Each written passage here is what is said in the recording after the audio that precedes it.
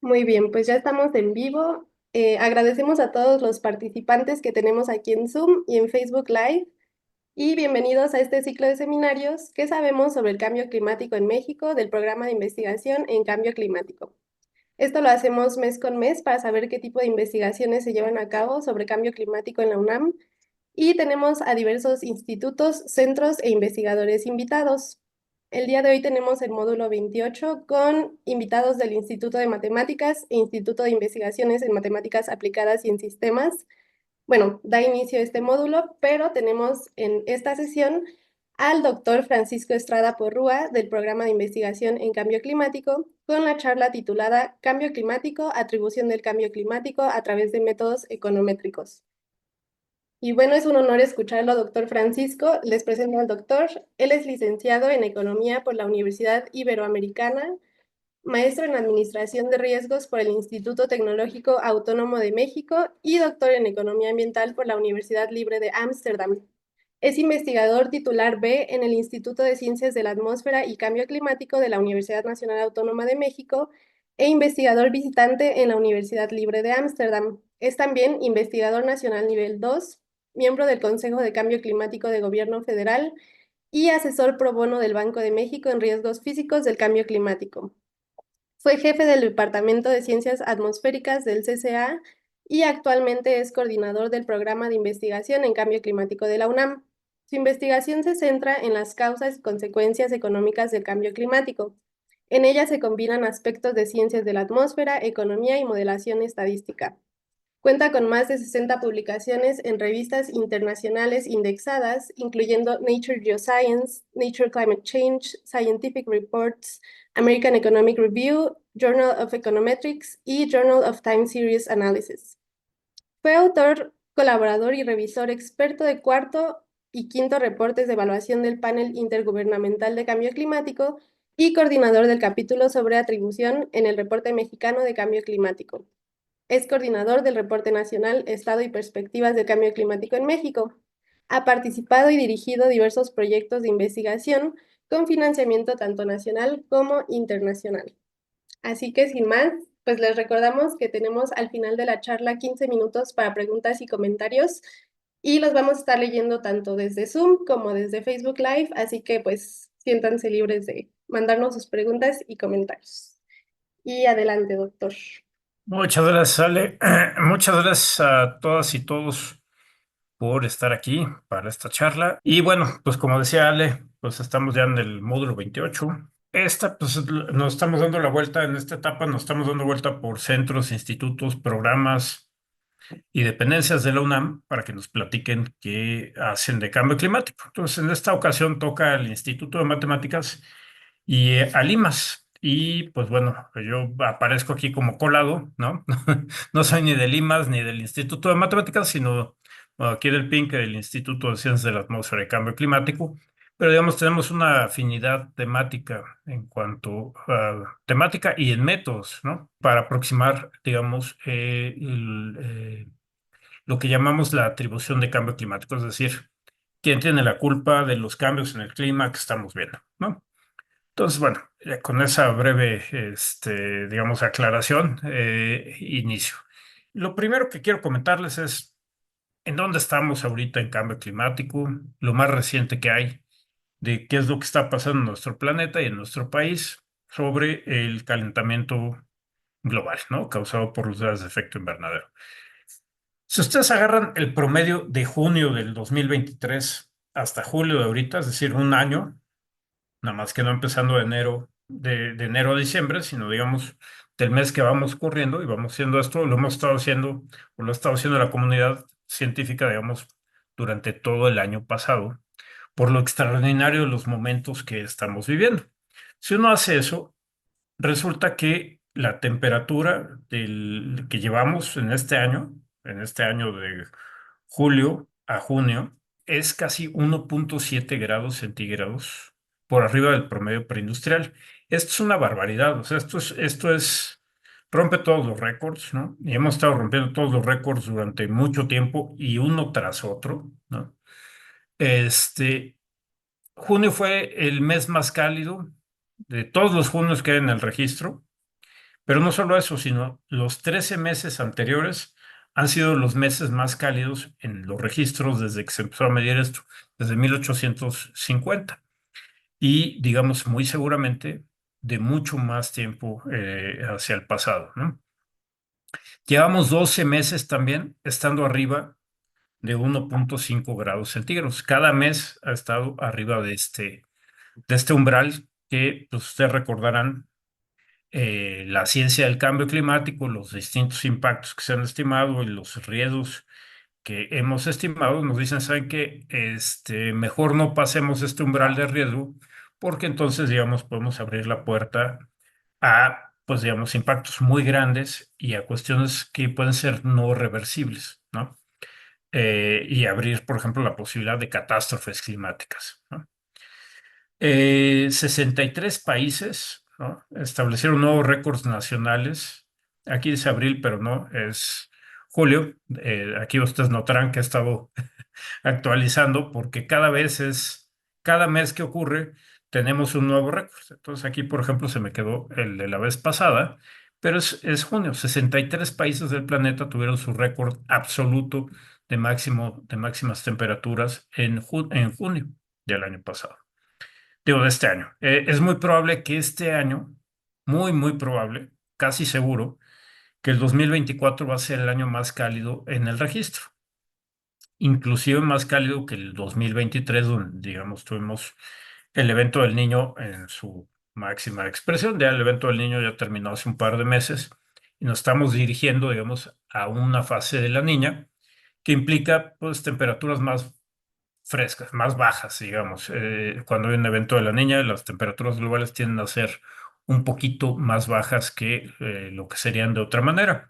Aún así, que ahorita esperamos que pues, digamos, los meses que quedan en este año sean un poquito menos cálidos, aún así vamos a romper muy seguramente el récord de la temperatura global que se haya registrado nunca. Entonces, digamos, así están las cosas en cuanto al calentamiento. Ustedes pueden ver la diferencia del calentamiento en los últimos 12 meses con respecto a lo que había venido pasando en el pasado. Y en estos mapas que tienen a la derecha, pues pueden ver, donde ven un rojo muy intenso, es los lugares donde se ha roto el récord del año más cálido, ¿no? Entonces, digamos, gran parte de México está en esa situación y gran parte, pues, digamos, del planeta en general. Para el junio de este año, pues las partes que ustedes ven en rojo han estado, por ejemplo, aquí en México, entre el junio más caliente en el récord o el segundo junio más caliente en el récord. Estamos, digamos, como lo hemos dicho, viviendo unos momentos extraordinarios en términos del calentamiento que estamos experimentando. Estamos, como dijimos, ya llevamos un año arriba de 1,5 grados centígrados, que es este límite que la ciencia nos ha dicho que no debemos rebasar. Y lo que podemos ver es, bueno, primero que hay diferencias en las estimaciones dependiendo del grupo que hace los cálculos de las temperaturas globales, ¿no? Por ejemplo, tienen el Berkeley Earth, que es, digamos, un proyecto que hicieron unos premios Nobel para checar los cálculos de todos los demás que hacen las series de tiempo de la temperatura global para ver que no hubiera algún problema, digamos, en esos cálculos y ellos tienen sus propias mediciones, es Berkeley Earth, y ahí tenemos 1,4, digamos, la tendencia a largo plazo que se ve en estas series. El Hadley Crew, que digamos es el equipo inglés viendo esto, las reconstrucciones de las temperaturas a nivel global y haciendo, digamos, los cálculos de las temperaturas global, de la temperatura global, nos dice que estamos en 1,3, la NASA 1,24, la NOAA, la agencia estadounidense, nos dice que estamos en 1,22. Si se dan cuenta, la incertidumbre es muy pequeñita, aún entre bases de datos, estamos muy seguros de esto. Y un trabajo que hicieron estos de Carbon Brief, que es muy interesante, es en qué fecha, de acuerdo con los distintos modelos de clima, estaremos rebasando el 1,5 grados. Y lo que concluyen es que, bueno, para finales de esta década o principios de la otra, vamos a estar consistentemente en promedio, digamos, por arriba del 1,5. No va a ser nada más un año, sino, digamos, en promedio vamos a estar, cada año va a estar en promedio por arriba del 1,5 grados. Y si nos vamos pues al otro umbral que nos hemos puesto como humanos, que es no rebasar los 2 grados centígrados, eso estaría, digamos, entre mediados del 2030, de la década de los 2030, a, pues digamos, inicios del 2060, dependiendo de los distintos modelos. Es decir, nos estamos acercando o ya estamos encima de los límites de riesgo que nos hemos puesto como humanidad para no rebasar. Entonces, digamos, otra cosa es, ahora veámoslo a nivel de México, cómo está el calentamiento en México. El calentamiento en México, esto ya lo habrán escuchado, es más rápido, nos hemos calentado más y a una tasa más rápida que el promedio global. La temperatura en México ha aumentado 1.7 grados centígrados. Y aquí hago el espacio para el anuncio obligado de entren a cambioclimático.unam.mx y ahí se pueden bajar el reporte que se llama Estado y Perspectivas del Cambio Climático en México, donde pueden ver estos análisis a mucho más detalle, qué ha pasado en México, cómo han cambiado los eventos extremos, qué nos espera, digamos, de acuerdo con las simulaciones y los modelos climáticos en las próximas décadas. Entonces, no dejen de visitarlo, bajarse ese libro, pero aquí les cuento, digamos, la versión resumida. Nosotros tenemos 1.7 ya por arriba del promedio preindustrial, es decir, como medio grado más de aumento que la temperatura promedio global. Y no solo eso, la temperatura global aumenta, digamos, a una tasa de 2 grados por siglo, más o menos, por ahí va. En México, la tasa promedio de calentamiento es de casi 3 grados centígrados por siglo, ¿no? Entonces, digamos, tenemos unos retos muy particulares en nuestro país. Tenemos sistemas muy sensibles a los cambios en el clima y estamos teniendo un calentamiento pues, más rápido y mayor que el promedio del planeta. El 2023 en particular fue el año más cálido para nuestro país. Llegamos a estar 1.82 grados centígrados por arriba del promedio preindustrial. Si ustedes consultan es la base de datos de la NASA, si se van a, por ejemplo, el ERA 5 es 1.75. Es decir, por ahí estamos. Si uno redondea es 1.8, ¿no? Otra cosa que es muy importante es que, pues a nivel del país, las tasas de calentamiento son muy distintas, ¿no? En el mapa de aquí ustedes ven la tasa de calentamiento, es decir, grados centígrados por siglo, para cada punto del mapa que ustedes están viendo ahí. Y digamos, el norte del país hay regiones donde tenemos calentamientos extraordinarios muy, muy rápidos, que son de 6 grados por siglo, ¿no? Eso es, digamos, es muy difícil mantenerse o adaptarse o poder cambiar las cosas a esa velocidad en cuanto, pues, desde las sociedades como los sistemas naturales, tanto los sistemas naturales como los humanos, pues es muy difícil que puedan seguir el paso de estos cambios tan rápidos. Y en el sur del país también tenemos calentamientos de hasta 5 grados por siglo, ¿no? Tasas de calentamiento de hasta 5 grados por siglo. Entonces, bueno. Esto es para dar un poco el contexto de dónde estamos, la urgencia de cambio climático, de atender cambio climático y de entender mejor qué es lo que pasa con cambio climático, cómo lo estamos causando nosotros o no. Entonces ahí entramos, digamos, primero quiero platicarles un poco de las bases físicas, ¿no? Porque en cambio climático, pues digamos, hay mucha incertidumbre, ¿no? Por ejemplo, no podemos saber muy bien cómo va a estar el desarrollo del planeta, cómo va a crecer la población, cómo va a crecer la economía, cómo va a cambiar la tecnología, qué implicaciones va a tener esos cambios tecnológicos y de población y de economía para las emisiones globales, qué significa eso en el alterar el balance de energía del planeta y en cambios en el clima. Hay muchísima incertidumbre en muchas cosas, pero digamos, las bases físicas de cambio climático pues están muy claras desde hace ya mucho tiempo, ¿no? Entonces, digamos, aquí les doy un breve recuento de, por ejemplo, Fourier, el de la transformada de Fourier, y etcétera, etcétera, muy conocido por todos los que hacemos alguna cosa que tiene que ver con matemáticas. Pues desde 1824 ya hablaba que, digamos, hay algo que se interpone en la atmósfera, que cuando entran los rayos de sol en forma de luz visible, pues no se interpone, pero cuando regresa en calor, que ya no es en luz visible, ¿no? Aquí como dice non-luminous heat, ¿no? Calor no luminoso, algo se interpone y hace que se quede atrapado ese calor y que pueda llevar, pues digamos, a cambios en el balance de energía del planeta. Luego está, por ejemplo, una cosa que desafortunadamente ha quedado como relegada en la historia de cambio climático, que es la participación de las mujeres en el desarrollo de este conocimiento, ¿no? Eunice Foote, en 1856, hace, digamos, el primer artículo sobre realmente aquí está, hay algo que está afectando, ¿no? En la atmósfera, ¿no? Cómo las concentraciones de gases como CO2 podrían estar afectando, digamos, el balance de energía de la Tierra, ¿no? Esto es en 1856.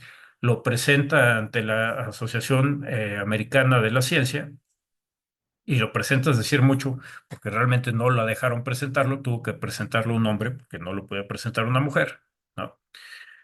Y bueno, pues, digamos, no es tan conocido esta parte de la historia del cambio climático como es, por ejemplo, Fourier o Tyndall o Arrhenius, ¿no? Tyndall, bueno, es el primero que identifica la absorción térmica de moléculas complejas, ¿no?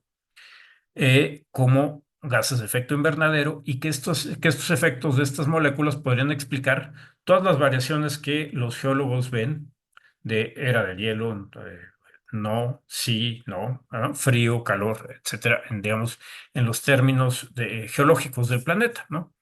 Después viene Arrhenius, que es bastante impresionante, y vamos a ver algo en la siguiente diapositiva sobre eso. Y él es el primero que hace como un experimento de qué pasaría si doblamos las concentraciones atmosféricas de CO2, a qué temperatura de equilibrio llegaríamos. Y esto después se va a conocer como la sensibilidad del clima. ¿Cuál es la temperatura de equilibrio que alcanzaría el planeta si duplicamos las concentraciones de CO2 en la atmósfera y esperamos a que lleguemos a un equilibrio? Bueno, él tiene varias estimaciones, entre 5 y 6, digamos, en el primer artículo, y luego dice entre 1.6 y 1.2, digo 2.1. Y eso se parece mucho o está en el rango, digamos, de las estimaciones actuales, ¿no? Y esto pasó, digamos, mucho antes de que hubiera cualquier computadora y todo esto son cálculos hechos a mano, ¿no? Entonces, una vez más, la solidez de las bases físicas es enorme, ¿no? Callendar en 1938 resuelve las ecuaciones que relacionan los gases de efecto invernadero y el cambio climático y llega a una sensibilidad del clima, este concepto que les mencionaba, de 2 grados centígrados. 1970 hay más, se incorporan más gases como gases de efecto invernadero y Charney en 1979 produce estas estimaciones de la sensibilidad del clima, que es, digamos, la mejor estimación es 3 grados, más o menos 1,5 grados, que se han mantenido básicamente constantes durante más de 40 años, ¿no? Entonces, bueno, esta es un poco la historia. Aquí quiero hacer un poco un zoom en el artículo, en uno de los artículos de Arrhenius, porque, digamos, en 1896, no conforme con decirnos qué podría pasar con la temperatura global del planeta, se pone a ver cómo serían los cambios ante un doblamiento de las concentraciones de CO2 por banda de latitud. De hecho, lo hace para varios valores, ¿no? 67% de las concentraciones, 1.52, que es el número que nos interesa, 2.53, ¿no? Veces digamos, las concentraciones preindustriales de CO2. Y lo que tenemos aquí es impresionante, ¿no? Porque se pone a ver, digamos, por estación del año y como promedio del año, ¿no? Entonces, por ejemplo, para la latitud donde está México, dice que está como 0.53, 5.3 aumento en grados Celsius de aumento en la temperatura, si hay una duplicación de las concentraciones de CO2 en la atmósfera. Eso es impresionante, digamos, porque pues, más o menos está dentro del rango de lo que nos dicen los modelos de clima más nuevos, ¿no? Entonces, imagínense pues la solidez de todo esto, ¿no? Y además, digo, el gran trabajo realizado por Arrhenius hace ya muchísimo tiempo que lleva a producir estas estimaciones que pues, son parecidas a lo actual, ¿no?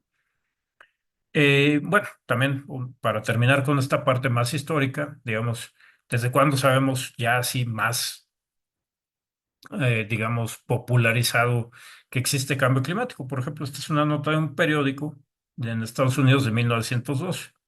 Y aquí ya hablan de pues, las emisiones de gases de efecto invernadero, por ejemplo, las emisiones que produce la quema de carbón. van a causar un calentamiento. Esto es 1912. Y del otro lado tienen ustedes una cosa que es bastante impresionante, que son las proyecciones que hicieron los científicos trabajando en ExxonMobil, ¿no? Digamos, la compañía petrolera, para ver qué pasaba con cambio climático. Y esto obviamente lo tuvieron guardado en el cajón durante muchísimo tiempo, ¿no? Entonces, aquí en esta gráfica ustedes pueden ver las partes por millón de CO2 en la atmósfera. Por ejemplo, nosotros estamos aquí realmente 424, 25 partes por millón. Y pues el nivel de calentamiento global. Y si ustedes ven, pues es más o menos como 1.3. Le atinaron desde 1982, pues casi perfectamente a dónde íbamos a estar. O sea, no hay excusa de que no sabemos para dónde iba la cosa con las emisiones de gases de efecto invernadero y lo que íbamos a causar, ¿no? Y la otra, bueno, entonces las bases son muy sólidas, ¿no? En cuanto a esto. Habrá mucha incertidumbre, pero son muy sólidas. Y digamos, ya empezando con lo que vamos a platicar hoy, de la atribución de cambio climático, hay un concepto que necesitamos tener, pues claro, eh, para hablar de la relación entre las actividades humanas y el clima. Este concepto es el forzamiento radiativo. Forzamiento radiativo básicamente nos dice qué tan fuera de equilibrio está el planeta en términos de energía, de la energía que recibe y la energía que vuelve a emitir de regreso al espacio, ¿no? Entonces, digamos, un forzamiento radiativo positivo va a indicar que el planeta va a llegar a una temperatura de equilibrio más elevada para volver al equilibrio radiativo, ¿no? Entonces, por ejemplo, si tenemos algo que está generando un forzamiento positivo, eso va a implicar mayor calentamiento, ¿no? Así va a responder el sistema clima. Si tenemos un forzamiento negativo, el planeta se va a enfriar. Y aquí ustedes tienen, digamos, las principales causas de alteración, digamos, en el forzamiento radiativo, las estimaciones en forzamiento radiativo de estos, por ejemplo, los gases de efecto invernadero, las erupciones volcánicas, la radiación solar, la variación en la radiación solar. Y ustedes pueden ver aquí, por ejemplo, en verde, estos son los gases de efecto invernadero bien mezclados. Esto es básicamente la intervención humana, digamos, hacia el calentamiento, ¿no? Esta es la contribución al calentamiento humana. Y ustedes pueden ver, pues bueno, va subiendo con el tiempo, se acelera a mediados del siglo pasado y nos lleva a pues, un desequilibrio en el balance de energía del planeta de alrededor de 3 grados, de 3 watts por metro cuadrado, ¿no?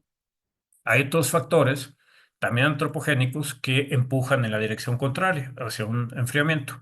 Por ejemplo, tenemos aquí el efecto de los aerosoles atmosféricos, tanto el efecto directo, ¿no? Uno pone aerosoles en la atmósfera y actúan como pequeños, digamos, espejitos que reflejan energía que viene del sol, o de forma indirecta, pues cambian, digamos, las propiedades de las nubes y eso también cambia la cantidad de energía que recibimos del sol, ¿no? Entonces, digamos, por los aerosoles tenemos menos, alrededor de 1.5 watts por metro cuadrado, ¿no? Quiero que vean también, por ejemplo, esta línea que se ve aquí como que sube y baja, digamos, es la irradianza solar y comparen magnitudes, ¿no? Aquí uno podría decir, pues las causas naturales difícilmente van a explicar el calentamiento que hemos estado platicando. Hay otros factores naturales con una influencia muy pronunciada, digamos, en el forzamiento, en el balance de energía de la Tierra, como son las erupciones volcánicas que ustedes tienen aquí en gris. Pero pues hay una característica muy clara en estas, digamos, en esta serie de tiempo, ¿no?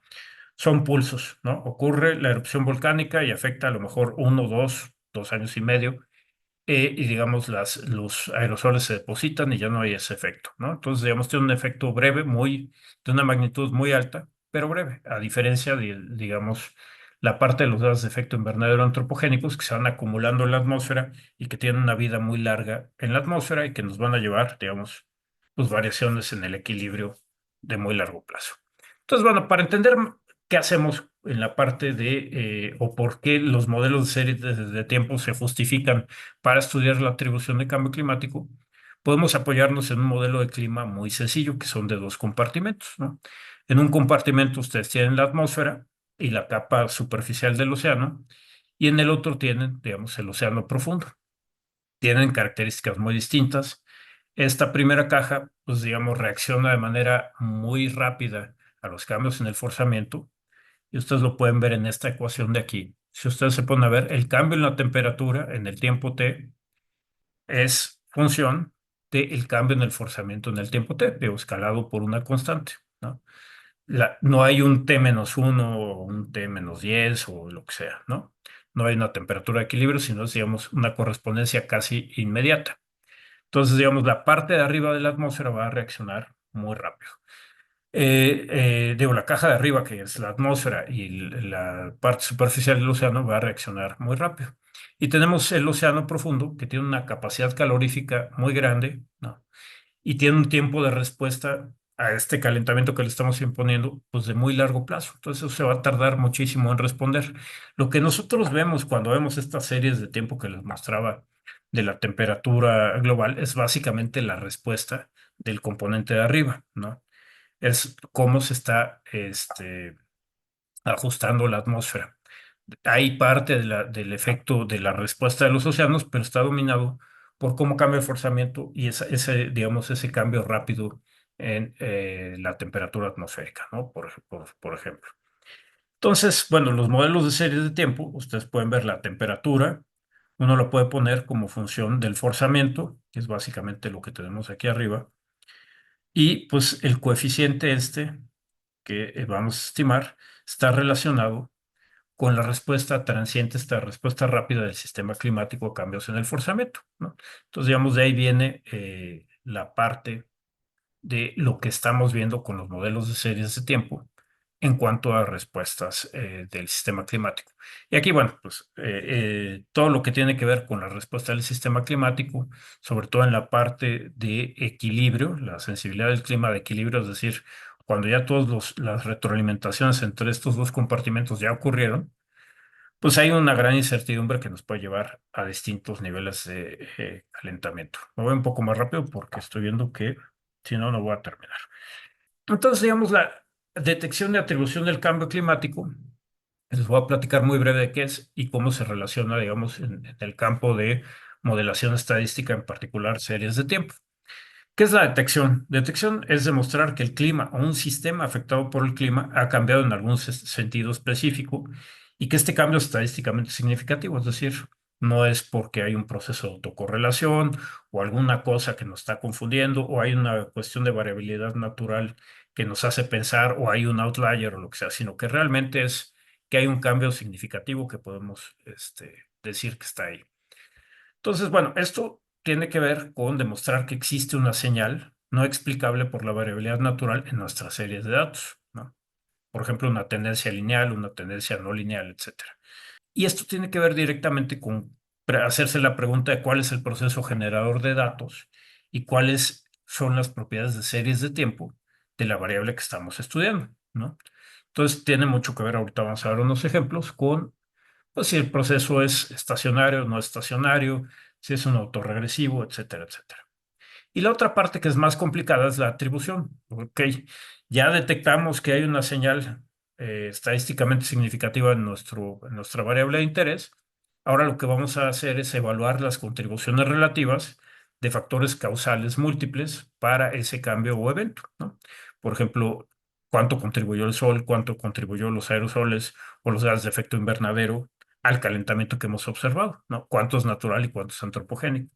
Entonces, esto tiene que ver ya más, digamos, otra vez en términos de análisis, en descomponer la señal en sus distintas partes, ¿no? Eh, y ver tendencias y características comunes. Es decir, si tengo que el forzamiento radiativo tiene una tendencia que también comparte la temperatura global o la temperatura de algún lugar en particular o cualquier otra variable de interés, pues puedo hablar de que hay una relación de largo plazo, ¿no? O características comunes. Vamos a estar hablando también de cambios en la tendencia, quiebres en la tendencia y si esos quiebres son, digamos, compartidos por distintas series que nos ayuden, digamos, a sostener lo que la física nos dice, ¿no? Lo que habíamos platicado hace un momento del modelo de dos cajas, ¿no? Bueno, los procesos estacionarios, muchos de ustedes los conocerán, pero se ven como la serie esta que es como hipnótica. Disculpen ustedes, ¿no? Pero pues digamos, son procesos que no tienen pues una tendencia clara, que son básicamente como realizaciones muy parecidas en cada segmento que uno pueda agarrar, ¿no? Entonces, va un proceso estocástico, ustedes ya lo saben, es una colección de variables estocásticas indizadas por un conjunto de tiempo. No, la estacionalidad estricta quiere decir que yo tengo un proceso estacionario donde no cambia ningún momento de la distribución, no importa en qué tiempo yo agarre esa distribución. La distribución es, ¿cómo se dice esto?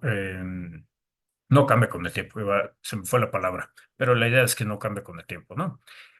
Es muy difícil de probar en la vida real, ¿no? Entonces nos quedamos con estacionariedad débil o de segundo orden, que quiere decir que el primero y el segundo momento sean estacionarios, es decir, la media no cambia y la varianza y la autocorrelación, por ejemplo, no cambian. El primero y segundo momentos no cambian con el tiempo. Ejemplos de esto, por ejemplo, es ruido blanco, que es lo que ustedes están viendo en esta gráfica, o un proceso autorregresivo, donde lo que pasa el día de hoy depende de los valores anteriores de la misma serie, o de media móvil, donde, digamos, la serie la tratamos de explicar como, pues, digamos, el error actual y los errores en tiempos pasados, ¿no? Lo que ocurre, digamos, en el término de error en distintos tiempos. Ahora bien, hay otros procesos cuando ya pues, sabemos que no son estacionarios y es muy importante distinguir entre uno y el otro, ¿no? Porque tienen distintas propiedades, representan, digamos, por ejemplo, el sistema climático de maneras muy distintas y cómo puede uno hacer una modelación multivariada depende de una muy buena identificación o una identificación correcta de si es de un tipo o de otro tipo. Estos son los procesos de diferencia estacionario o de tendencia estacionario. Por ejemplo, aquí ustedes tienen un proceso de diferencia estacionario que es una caminata aleatoria con deriva, que digamos es, por ejemplo, una serie de temperatura con una constante. Aquí tenemos la serie de la temperatura rezagada un tiempo. Si ustedes se fijan, aquí el coeficiente es 1, ¿no? Y un término de error, ¿no? Entonces, ¿qué pasa si uno resuelve esto? Se da cuenta de cómo funciona este proceso, ¿no? Tenemos, digamos, la condición inicial, esta beta se convierte en una tendencia lineal y está acompañada por una tendencia estocástica, es decir, una suma de los errores. Es decir, cada shock que ocurre tiene una memoria infinita en este proceso, nunca se desvanece. Y eso va a generarnos, pues, un movimiento de largo plazo, una tendencia estocástica, que es esta sumatoria de errores, ¿no? Y esta sumatoria de errores, pues, lo que hace es que te cambia la pendiente, pues básicamente con cada paso. Puede ir de pronto para arriba, puede ir para abajo, etcétera, etcétera, ¿no? No se puede, digamos, prever para dónde va esta serie, ¿no? Salvo la parte, digamos, determinística. Otro de las características es que la varianza de este proceso crece con el tiempo, ¿no? Y si uno toma la primera diferencia, como tenemos aquí, pues lo volvemos un proceso estacionario como lo que platicábamos hace un momento. Digamos, ahora, visto desde la parte de clima, pues, ¿qué significaría que, digamos, un shock nunca desaparece? Pues eso está medio raro en términos de clima, porque, digamos, el sistema climático es disipativo, ¿no? Entonces, esto que se mantengan los shocks ocurre en el niño y le pega ese fenómeno a la temperatura, tenemos una anomalía positiva y esa ya se va a quedar para siempre, pues no es muy consistente, por ejemplo, con la física del clima ni con lo que observamos. Entonces, digamos, tiene esto sus asegúnes. El otro proceso del que vamos a hablar es tendencia estacionario, que es básicamente una serie estacionaria que tiene metida o sea, imagínense un término de error estacionario con una tendencia determinística. Puede ser lineal, puede ser no lineal, como ustedes quieran, con cambios estructurales o sin nada, ¿no? Entonces tenemos esta forma, ¿no? Y es tiene una función del tiempo, que es la tendencia, más un proceso estacionario. Este proceso estacionario puede ser autorregresivo, medias móviles, ARMA, ¿no? Y digamos, pues la esperanza de este proceso, digamos, es su tendencia y la varianza va a mantenerse constante durante pues, en el tiempo, ¿no? Entonces esto se parece, les voy adelantando un poco, se parece a lo que vemos en los datos de temperatura al menos, ¿no?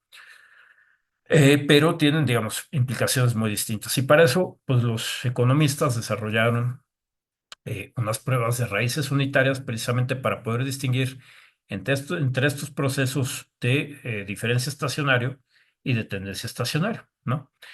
Estas pruebas son muy malas, pero bueno, vamos a hablar un poquito más de eso. ¿Cómo empieza, digamos, todo el mundo a ver si hay cambio climático ya en los datos, ¿no? No en la parte, digamos, teórica de que ya entendimos que si ponemos más gases vamos a llevar a temperaturas más elevadas. ¿Cómo se hace en la vida práctica real? Aquí hay un paper muy importante de Hansen y Lebedev, ¿no? No es la primera reconstrucción, digamos, de la temperatura global ocurre por ahí de 1938 con Calendar. Pero este paper es súper importante, ¿no? Reconstruye las temperaturas globales y calcula las tendencias, ¿no? Y con esto va Hansen, que digamos, para los que estamos en cambio climático, es un personaje muy importante, es el que metió cambio climático en la política internacional, en la política de Estados Unidos, y realmente a partir de su presentación en el Congreso de Estados Unidos, es que sale el IPCC y empieza a tomarse más en serio, digamos, cambio climático, ¿no?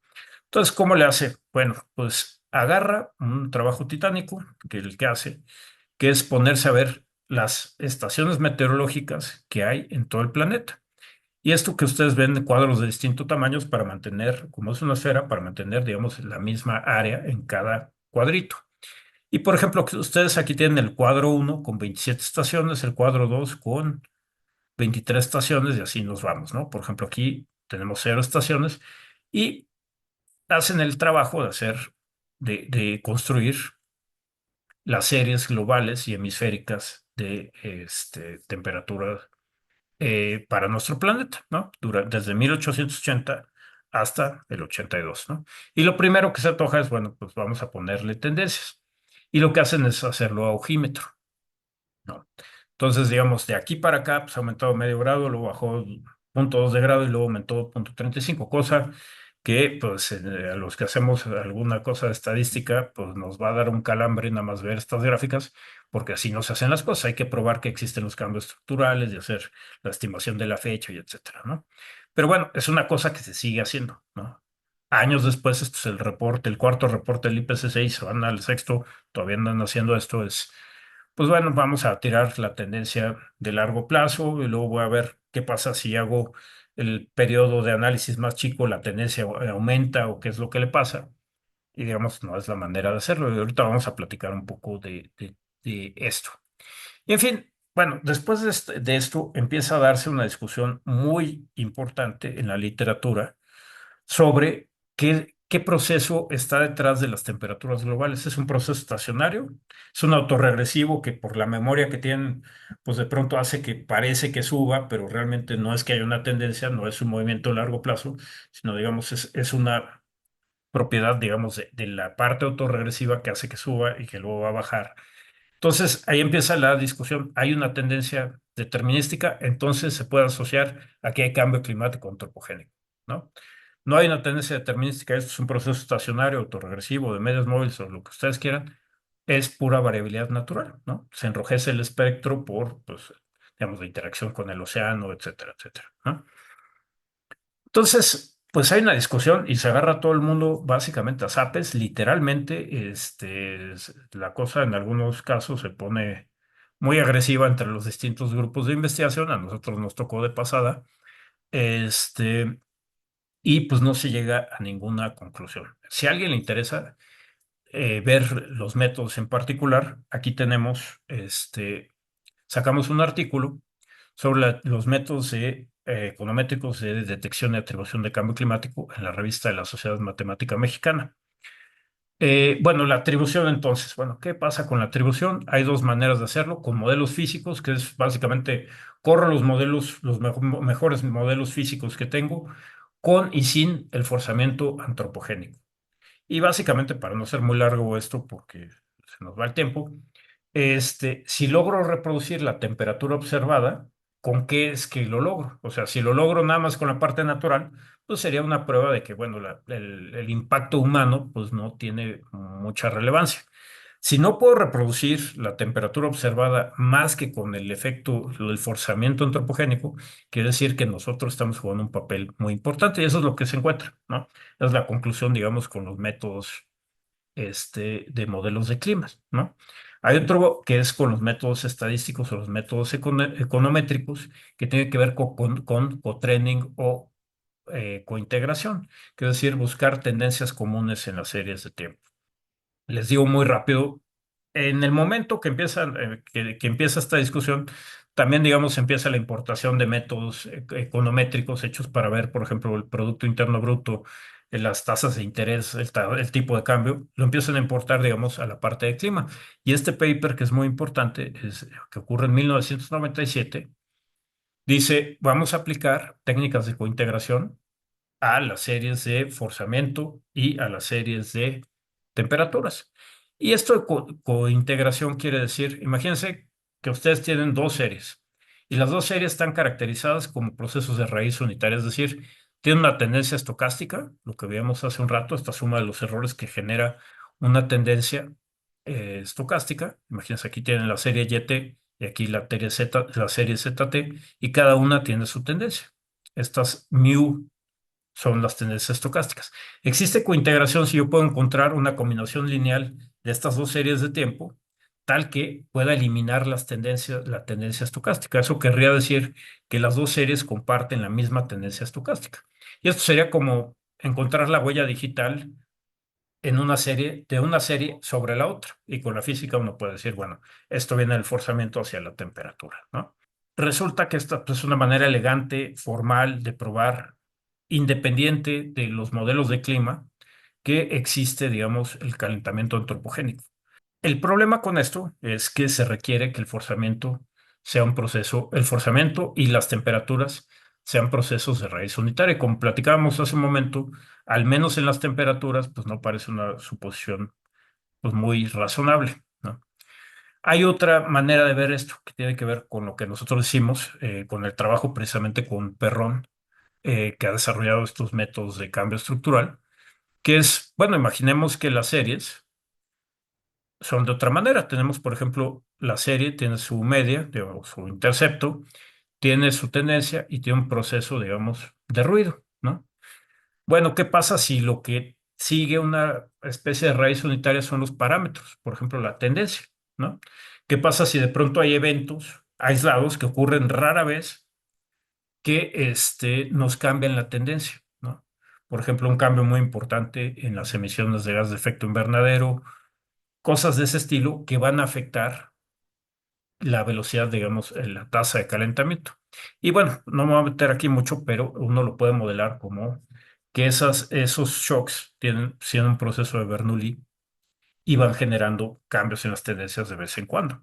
Y todo esto viene, pues, da puerta también a nuevas pruebas de raíces unitarias para distinguir entre tendencia estacionario y diferencia estacionario, permitiendo la posibilidad de que exista un cambio en la tendencia, ¿no? En este artículo, Perrón muestra que si hay un cambio en la tendencia y uno no lo toma en cuenta, las pruebas de raíz unitaria te van a decir que tu serie tiene una raíz unitaria, es decir, tiene una tendencia estocástica, aunque no la tenga, ¿no? Entonces, bueno, nosotros entramos en esta discusión, rebatimos el artículo que le estaba mencionando hace un momento de cointegración, decimos que pues, eso no es el caso, y empezamos a, digamos, desarrollar otra parte otra manera de ver esto de atribución del cambio climático, que tiene que ver con pruebas de cambio estructural, pruebas de raíces unitarias con cambio estructural y pruebas de cotrending. Cotrending no impone que tengas una tendencia estocástica, sino puede ser una tendencia no lineal de cualquier forma, ¿no? E incluso podría estar una tendencia estocástica y también funciona esta prueba, ¿no? Entonces, digamos, lo que encontramos aquí es que haciéndolo, digamos, con un análisis más cuidadoso, viendo las propiedades de serie de este tiempo de la temperatura y el forzamiento radiativo, pues sí hay una relación de largo plazo que se puede ver con estas técnicas de co-training y podemos aprender varias cosas con, digamos, la parte de meter cambio estructural en todo esto, ¿no? La primera cosa es que el calentamiento que nos preocupa, el antropogénico que nos preocupa, empezó alrededor de 1960. Y esto viene de los cambios que hubo en las emisiones de gases de efecto invernadero. Por ejemplo, aquí tienen ustedes el CO2. Después de la Segunda Guerra Mundial, ustedes pueden ver aquí un cambio muy importante en la tendencia después de la Segunda Guerra Mundial con la recuperación de Europa, con el crecimiento económico y poblacional que hemos tenido desde aquel entonces, y cómo eso ha afectado el forzamiento radiativo, es decir, cómo afectó el balance de energía del planeta.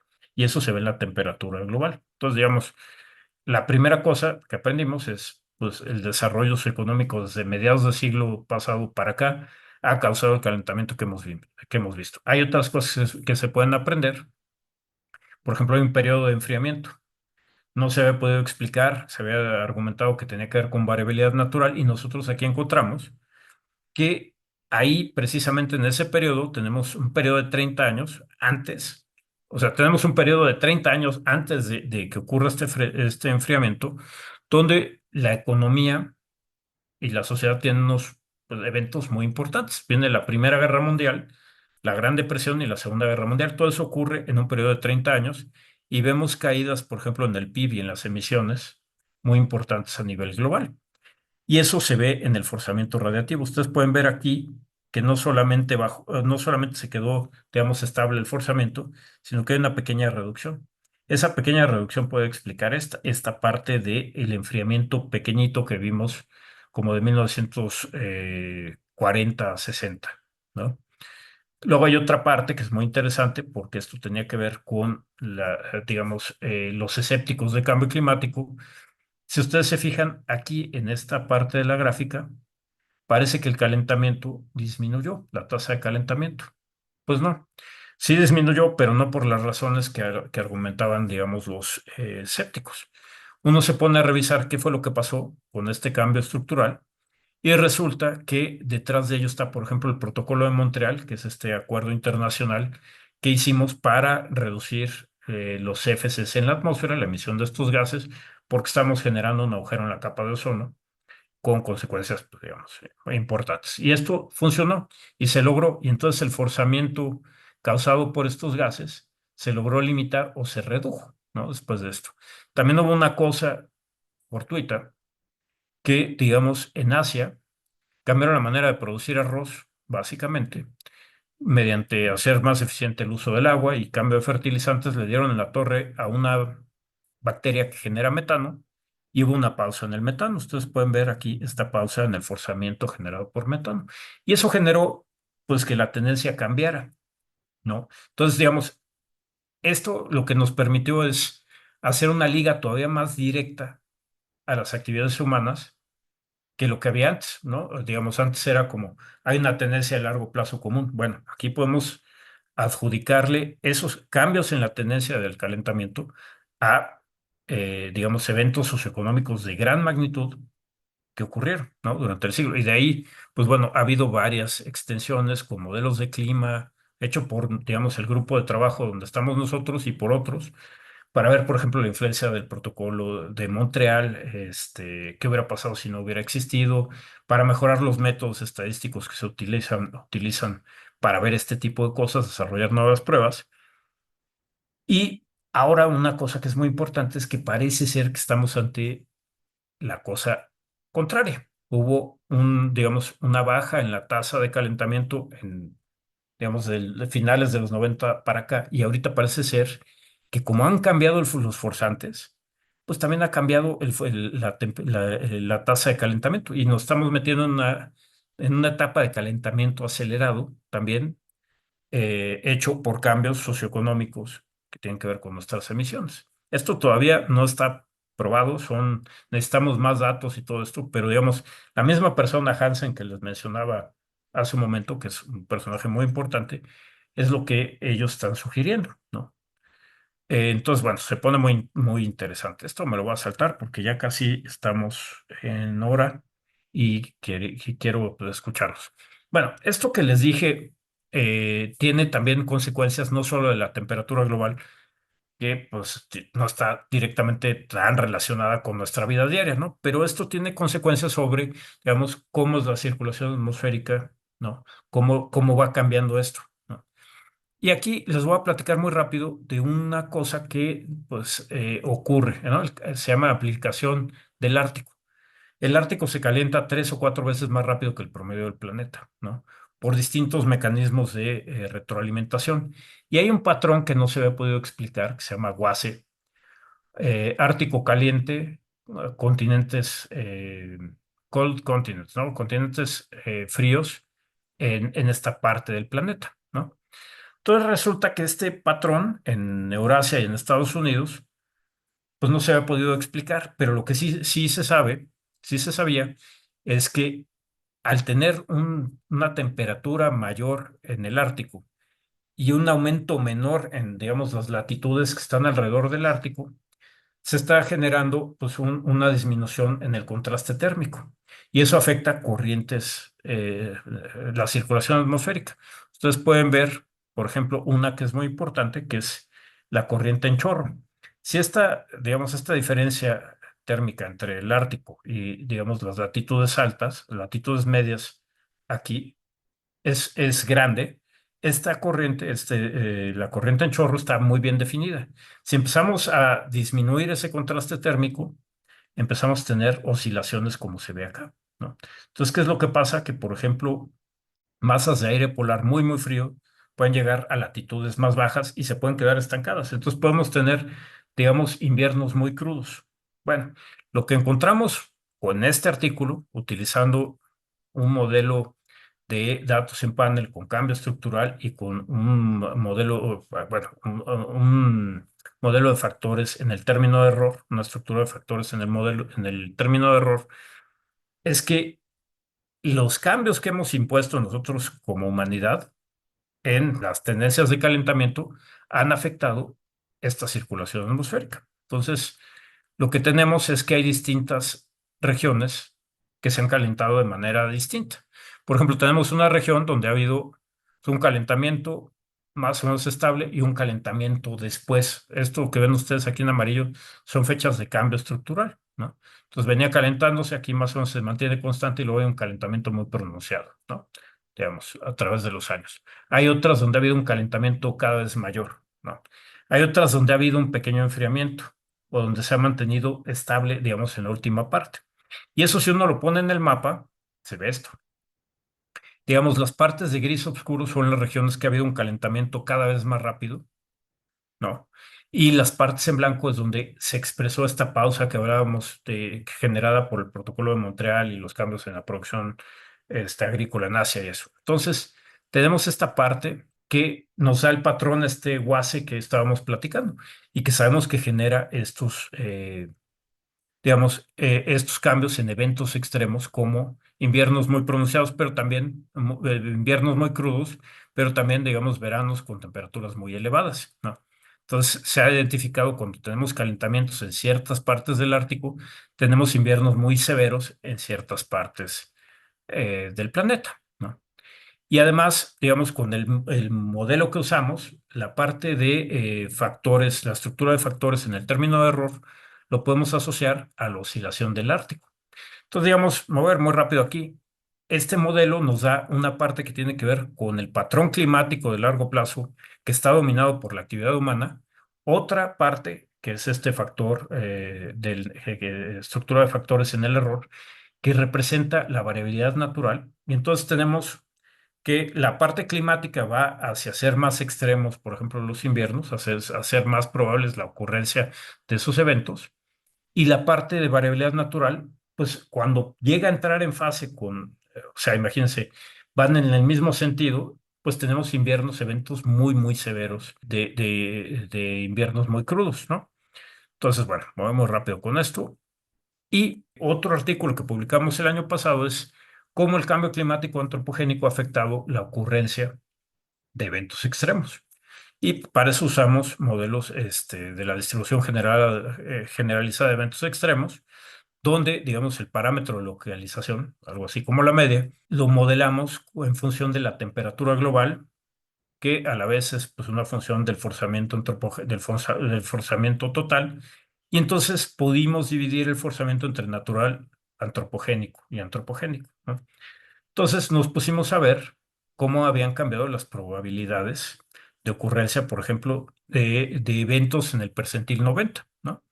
Entonces ustedes aquí lo que tienen son los mapas de cambio, es decir, si estamos viendo el percentil 90, pues estamos viendo los eventos que tienen una probabilidad de 10% de ocurrir, es lo que queda de la cola.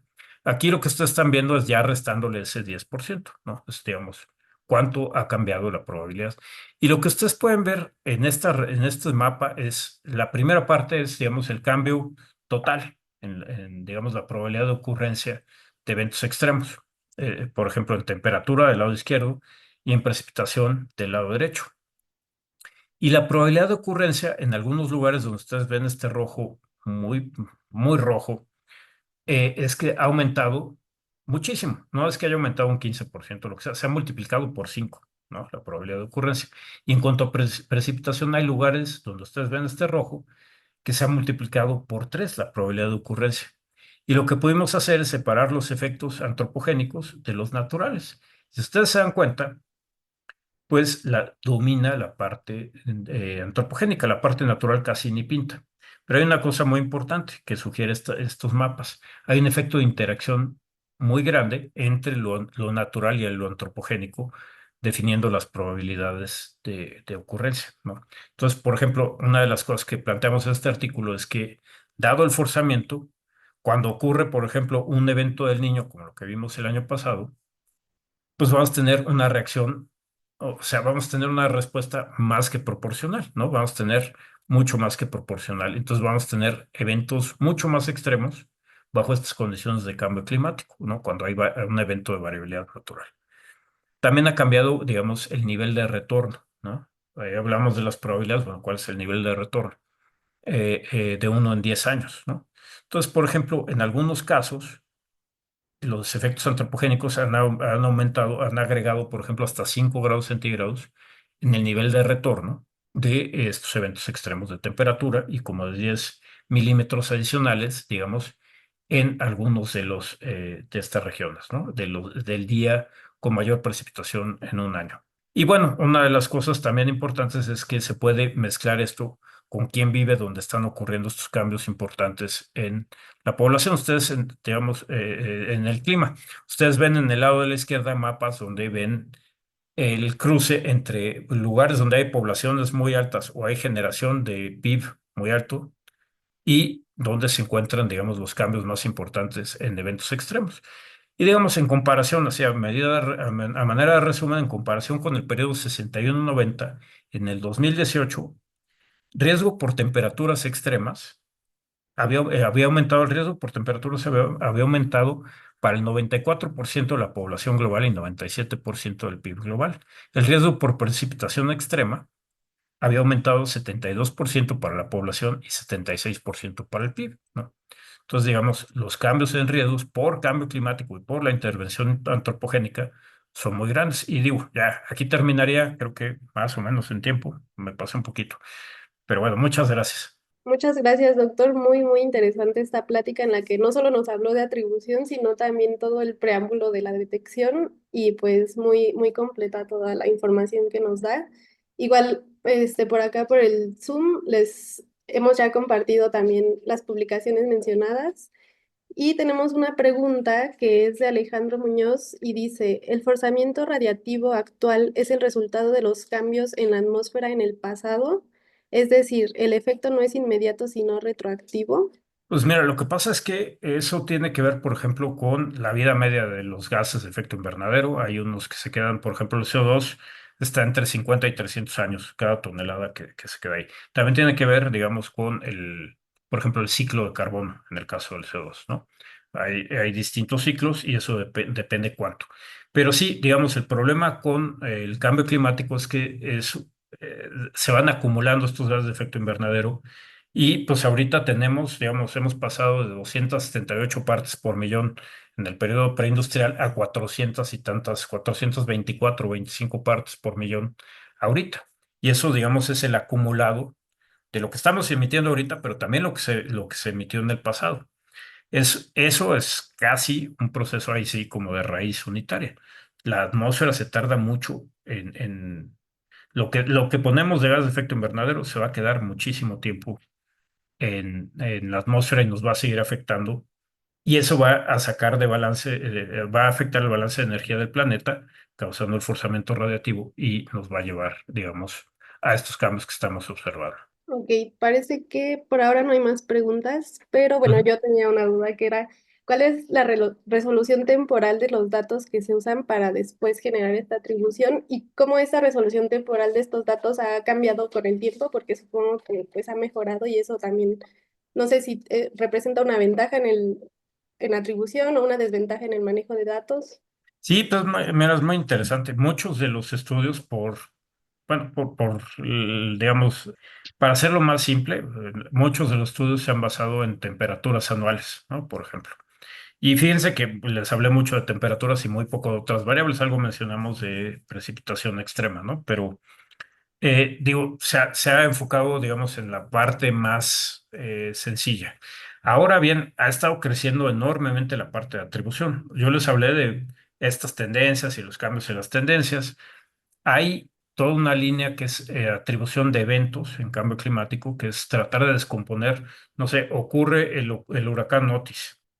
Con base en esos datos muy precisos de un huracán y todo esto, ¿qué tanto podemos decir que eso se debió a la contribución antropogénica? Es decir, cómo cambiaron las probabilidades de que ese evento ocurriera con esa magnitud, con ese, digamos, incremento muy rápido en la velocidad de sus vientos y todo esto. Entonces, ha evolucionado mucho. Hay cosas que se han hecho ya con datos diarios, se han hecho con datos mensuales. Otra de las cosas, hablamos mucho de atribución a nivel global, ¿no? Promedios globales o los hemisferios. Ya se ha hecho a nivel, digamos, nosotros hemos hecho a nivel país y a nivel más fino todavía. En el caso de la temperatura y en el caso de los eventos extremos, pues ya vieron ustedes, es por cada punto de malla. Entonces ha evolucionado muchísimo, pero hay muchísimas otras cosas que hacer. Aquí, pues, aprovechando que hay muchos jóvenes escuchando esto, pues hay una gran cantidad de, digamos, avances que se tienen que hacer. Si les interesa esta parte de atribución, detección de cambio climático, pues tenemos unos avances muy importantes, digamos, por ejemplo, métodos estadísticos que todavía no se aplican. Estamos entendiendo algunas cosas más del sistema clima que nos llevarían a poder hacer cosas más, pues que antes de ninguna manera nos hubiéramos aventurado. Ahora se puede, por el conocimiento, los datos, los métodos. Entonces, también es una invitación, pues, que se acerquen tanto, digamos, a nosotros como a la gente en el Instituto de Matemáticas o en el IMAS, ¿no? Para platicar de estos proyectos. Ay, llegaron dos preguntas. Muchas gracias por la respuesta. Y bueno, de Anayatsin Sagrario dice, ¿qué enfoques econométricos avanzados, como los modelos de cointegración o las regresiones con variables instrumentales, son más efectivos para identificar causalidad robusta en la atribución del cambio climático a emisiones antropogénicas? Muchas gracias. Muchas gracias. Bueno, hay una discusión tremenda. O sea, si nos preguntan a nosotros, por ejemplo, los métodos de cointegración no se deberían de usar porque asumes que el proceso generador el proceso generador de datos de la temperatura es un proceso de raíz unitaria y eso como que no tiene muchas bases físicas, ¿no? Pero hay una discusión todavía en la literatura al respecto. Pero se han desarrollado, por ejemplo, los métodos que nosotros platicamos de co-trending, que es cotendencia, ¿no? Analizar las tendencias no lineales que no tienen por qué ser, o sea, no se restringe, como es en el caso de cointegración, a tendencias estocásticas, sino puede ser cualquier tipo de tendencia. También nosotros hemos desarrollado y otros grupos muy importantes de econometría. Digamos, nosotros, me refiero al grupo en el que estamos, el que estoy yo, está el doctor Perrón y todo el equipo de gente que se dedica a econometría, a desarrollar nuevas técnicas a ver, por ejemplo, co-breaking, ¿no? Como si hay un cambio en la tendencia, ese cambio es común con otras tendencias, ¿no? Con otras variables. Uno puede hacer, relacionar los quiebres en distintas series de tiempo. Nosotros hicimos un artículo sobre eso proponiendo un método, pero hay muchísimas cosas. El doctor Engel, por ejemplo, ha desarrollado muchísimas cosas sobre factores, sobre features, ¿cómo se dice esto? Representaciones o características comunes, ¿no? Entre series de tiempo. Y eso también ayuda mucho en la parte de atribución, sin tener que restringirse a tendencias, ¿no? De largo plazo. Creo que sí, sí atendí la pregunta. Sí, gracias. Gracias, doctor. También Ignacio Díaz pregunta, si se considera que el niño ya finalizó y está migrando a la niña, ¿los efectos de transferencia de calor del océano a la atmósfera y al continente tienen identificado el remanente de tiempo para cuantificar las anomalías por las tendencias de calor que mostró en los meses de junio y el año 2024? Sí, bueno, mira, ahí hay unos estudios muy interesantes. Si quieres, mándame un correo y te puedo mandar. Por ahí hay un análisis, creo que es de la NASA o de la NOAA, no recuerdo. Pero es común que, por ejemplo, cuando hay un evento del niño, digamos, grande, como el que tuvimos en el 2015-2016, que se fue muy grande, el que tuvimos en el 2023-2024 fue mediano, no fue tan grande. Hay veces que por los procesos que tú mencionas, pues el año más cálido no es el año donde ocurre, digamos, donde inicia el niño, sino el año después, donde ya terminó el niño, precisamente por este tipo de cosas.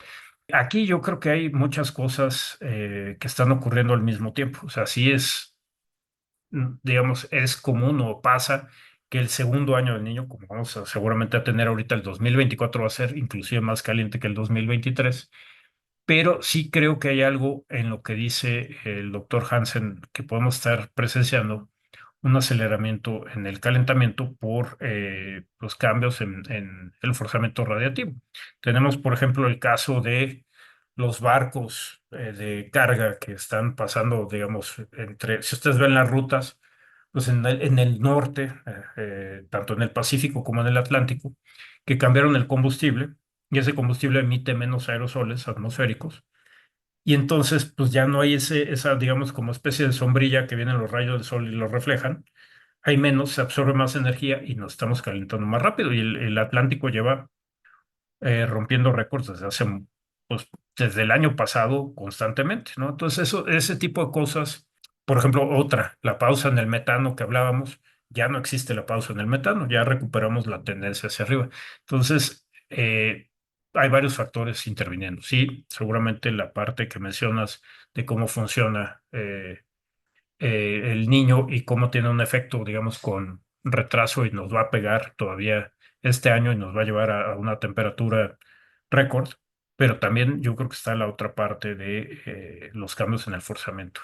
Muchas gracias, doctor, por esta respuesta tan completa. Igual hay otras preguntas que pues las podemos dirigir por ahora al correo del doctor, pero también tendremos un espacio en el conversatorio de final de mes para que sigamos pues con este tema tan interesante, que de hecho nuestra siguiente sesión va a ser el 15 de agosto y justamente vamos a hablar de modelación matemática de los efectos de aerosoles en la microfísica de nubes en sistemas climáticos con el doctor Gerardo Hernández Dueñas del Instituto de Matemáticas y más adelante tendremos también otras participaciones, igual con temas incluso nuevamente de modelación y temas pues similares. Así que bueno, por acá por el chat ya les compartimos el correo del doctor y cualquier otra pregunta pues háganos saber a través de redes sociales y pues aquí nos estaremos viendo el próximo jueves. Muchas gracias a todos los que asistieron y pues nos vemos próximamente. Muchas gracias doctor también por la ponencia. Muchas gracias, un gusto y nos vemos el jueves que viene. Claro. Nos vemos. Gracias. Hasta Hasta luego. luego.